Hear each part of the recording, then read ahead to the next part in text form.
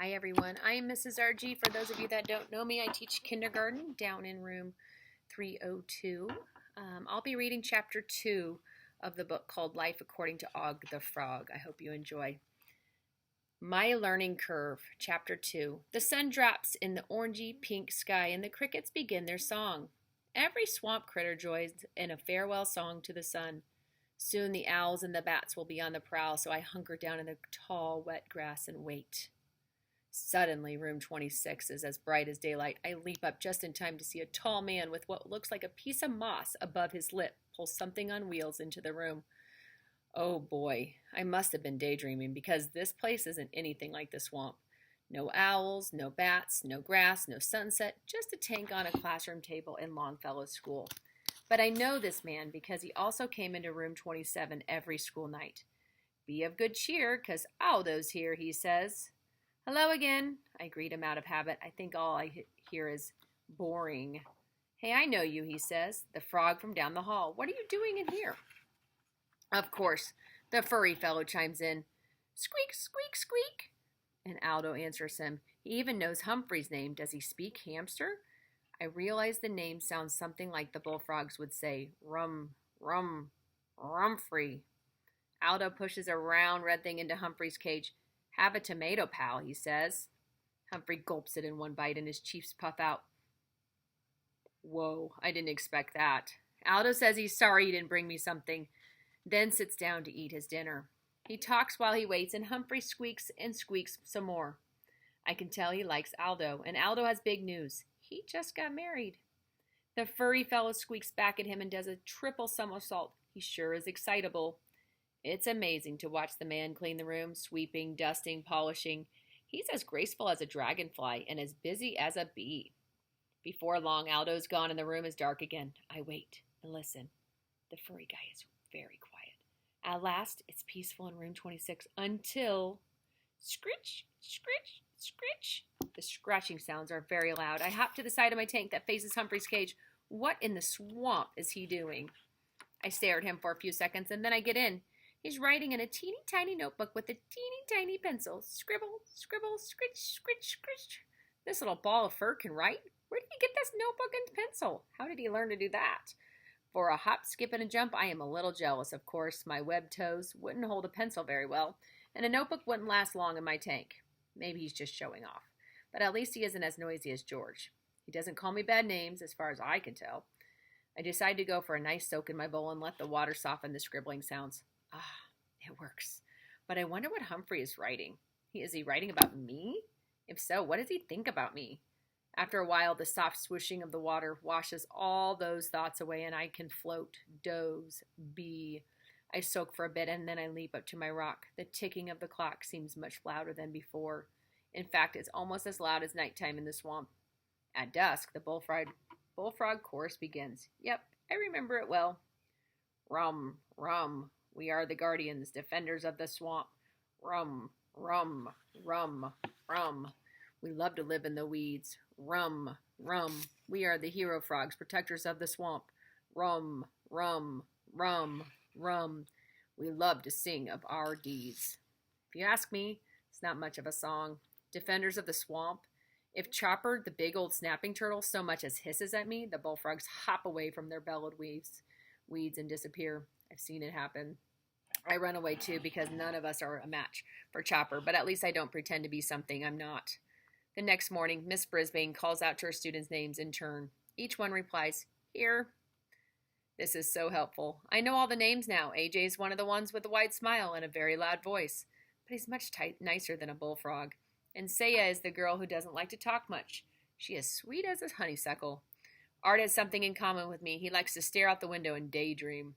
I wonder what he's thinking about. Heidi is the girl who blurts out answers in class. She reminds me of Albert, who calls out questions all night long. Who? It hoots so much after a while I think, who cares who it is? Seth can't sit still. He is wiggly as any water snake, and Mandy complains like the peeper frogs. They never let it up. It's peep, peep, peep, night and day. Someone important stops in the room to greet me. I met him once before in Miss Loomis's classroom. His name is Mr. Morales, and he is the school principal. Apparently, a principal is a very important human. Apparently, he is. He's wearing the tie with the yummy-looking dragonflies on it. I never saw a tie before I came to Longfellow School, but then never seen a backpack or a chalkboard, a human up close. And how is your pupil adjusting, he asked Mrs. Brisbane. Very well, she says. The principal peers into my tank. Hi, I'm boing at him. He laughs. I hear George has quieted down quite a bit. Og has moved, he says. That must be a great relief to Miss Loomis. As the morning goes on, I can understand the lessons, especially the one about frogs. Mrs. Brisbane puts up a chart with lots of pictures. Bing, bang, bong. I know those things. It shows eggs, tadpoles, froglets, and a very handsome green frog who looks a lot like me. The students listen quietly, and even Humphrey doesn't squeak or scratch his wheel while Mrs. Brisbane talks. I can't believe my invisible ears. Mrs. Brisbane makes learning interesting, and there's no George to interrupt. I just wish I understood Humphrey. All I get from him is squeak, squeak, squeak. Most of the time he is in constant motion, but sometimes he disappears in a funny little hut to sleep. At least I think he's sleeping, but who knows? When he's awake, if he's not spinning his wheel or squeaking his head off, he climbs up the side of his cage. Then he leaps, though not quite like I do, to his tree branch and drops down to the bottom of his cage, which is covered with something soft. If the bell rings, he hops on his screechy wheel.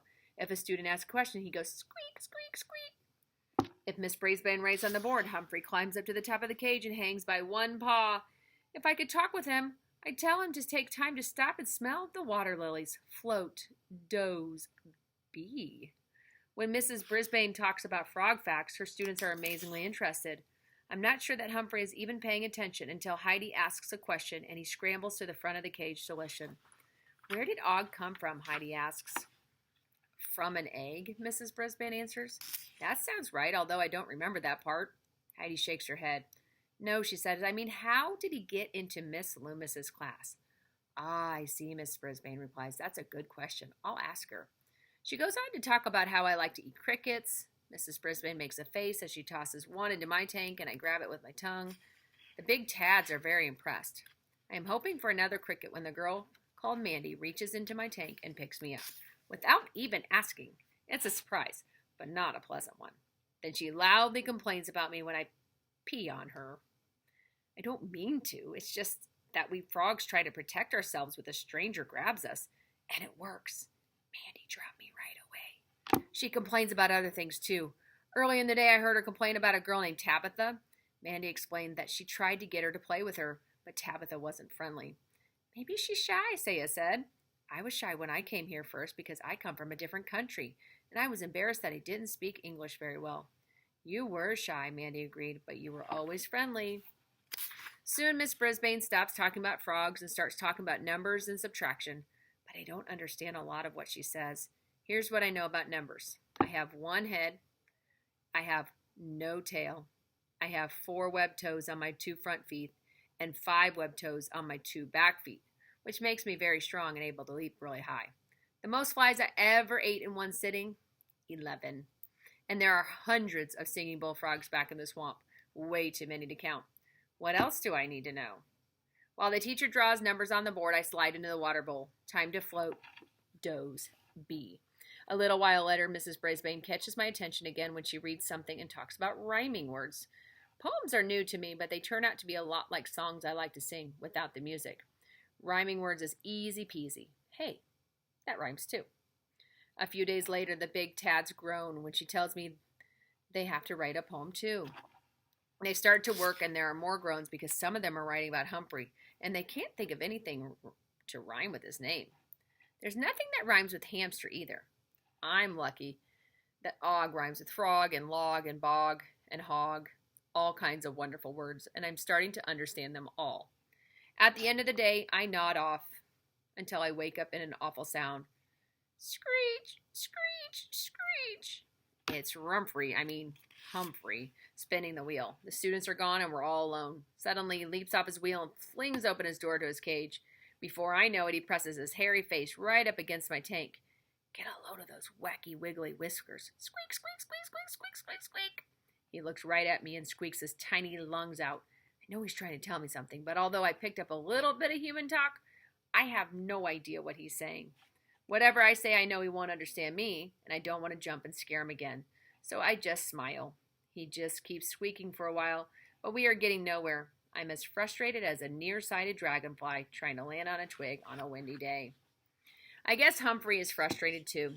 After a while, he gives up and goes back to his cage. Sorry, buddy, I mutter, but I don't think he hears me. When Aldo comes into clean, I'm very grateful for the tidbit he tosses into my tank. Mrs. Brisbane asked me to give this to you, he says. Enjoy. Bing, bang, boing. I'll say I enjoy because it's a cricket.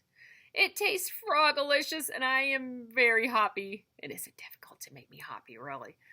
Thanks a lot, I tell him. He just laughs. Later that night, I hear Humphrey scribbling his notebook again. Scritch, scritch, scritch. Why do I feel as if he's writing about me?